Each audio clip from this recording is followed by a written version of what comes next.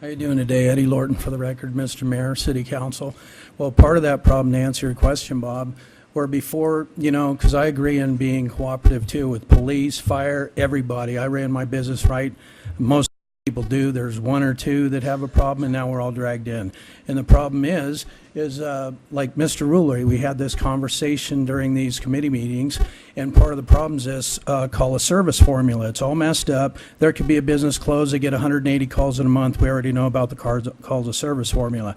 But then by the same token, they try to use these against you in these hearings Dale's talking about on calls of service and stuff like that. So then we had a little conversation, and he had stated that, okay, coming up, they won't use calls of service against you, because if we want to arrest someone for trespassing, if they're unruly, so we help the city, we help the situation, then you arrest them, and then we have them come, and then later you got people like Meister turning around. He's the other guy in charge of the business license portion of the police, and then he's trying to bring all these false accusations against you using calls of service when you're just trying to help the situation. So there's no communication with the police, really. So you got one telling you one thing, the other one telling you the other. Then they bring you to these hearings, and most of them are, we learned two things from this thing.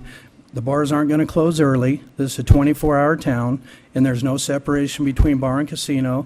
The other thing is the fact that they don't have dram shop laws. So now, here he pulls most of these people into these hearings he's been dealing with, and most of them are instances happening down the block once they've been to a venue. This is a tourist state. Casinos aren't responsible for that. Nobody is. So unless they change state law, they're just blowing smoke again. So they'll bring you to these hearings off 100 different charges because someone had a beer here, but down the street they shot somebody. People need to be accountable for this stuff, not keep the business of business. Nobody wants that. Nobody wants fights. They need to maybe put someone in jail for 15 days, charge them 15 or 10,000 or 3,000, whatever you come up with, if they're fighting in the street, and they'll quit that. But you can't blame the businesses when we need jobs, because businesses supply jobs, supplies revenue streams, and we need to be business friendly. And so if they can come together at the police department, because we have to work together on this instead of them telling us one thing and doing another, then we can work cooperatively. And I'm against all of this in this. Okay, when Nevada Energy purchase Sierra Pacific, we don't get a brochure, and that's a way more dangerous business on how to operate your business. When they open the Sienna, they don't give you a brochure on how to operate your business.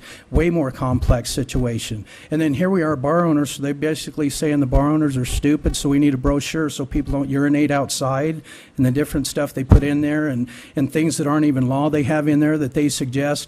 I think this is a waste of taxpayers' dollars. We don't, at this point in time, when we're laying off firefighters and police and lowering pays, waste more money on a useless brochure. Mr. Ayazi already mentioned the fact that there's enough laws on the books now, we need to enforce them. So now they've stepped up some of their sting operations, and they're doing that. That's what I applaud and we need for the bad actors in the group, like Mr. Guston said. So to waste more money on things we don't need, I don't agree with. You move next to the railroad track, you're going to get a train. These people moved into the middle of this town. They get what they get. Thank you.